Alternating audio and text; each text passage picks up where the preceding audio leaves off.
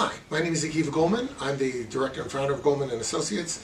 Our firm is a primary focus on family law issues here in Michigan, and today we are continuing our video series designed to educate and inform the public, so please subscribe to our channel. Religious differences are very, very important and impactful on relationships.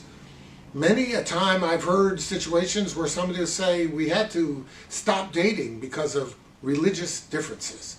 I remember watching a recent episode of Seinfeld where the character George was dating a girl he really liked, but he said he had to break up with her. Why? Because he wasn't Latvian Orthodox. And then the whole episode went around to say how he was going to convert to Latvian Orthodox. And when he was asked why he would do that, he said, "What do I care?"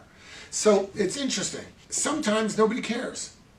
And if nobody cares in the dating environment and nobody cares in the marriage environment, then the religious differences should not matter in the divorce environment. However, there's a lot of situations where people care about it, where it becomes an issue. Usually if it's an issue that's a strong issue in the dating environment, the parties usually won't end up together if they have strong religious differences. The problem is sometimes you have two people who get married and they're neutral, and then during the marriage someone becomes devoutly religious in one way or another. Devoutly observant perhaps of the same faith, or maybe a member of a different faith. Could be.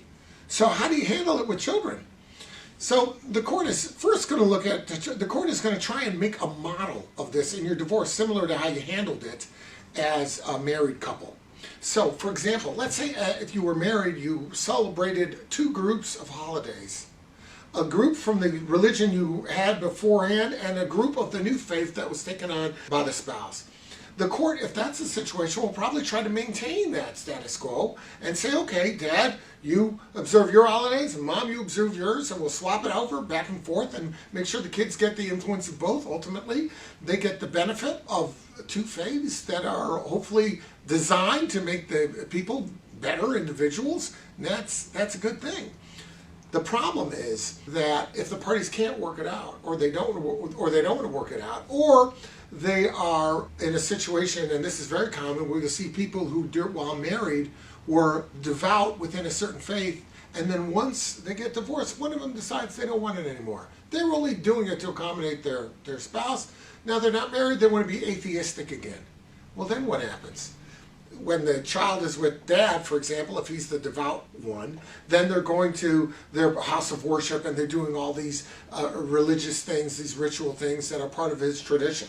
And then the next week they go to Mom and nothing? How does that work? So I'll tell you what the court often does.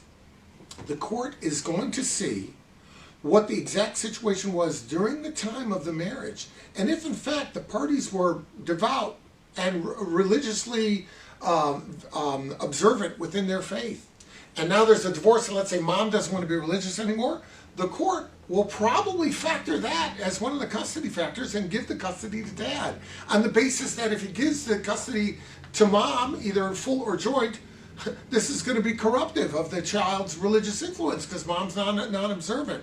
So when we have two different religions in a divorce with kids, if the court finds that religion was a very important part of their married life, the court's likely to favor the other parent who is religious in favor of the non-religious one who is now changing all the rules. Now, the question then becomes, what if after the divorce somebody becomes religious, for example, and somebody becomes observing of various holidays that were never done before? Well, then the court is likely to keep whatever custody arrangement it had in place before, and so long as the children are not being unduly influenced in any negative way, the court will allow the one parent to bring their children to, let's say, church if they weren't doing it before, or do whatever, again, so long as it's not unduly influencing the children in some negative way, the court would allow that. But it all has to fall back on what's in the best interest of the children.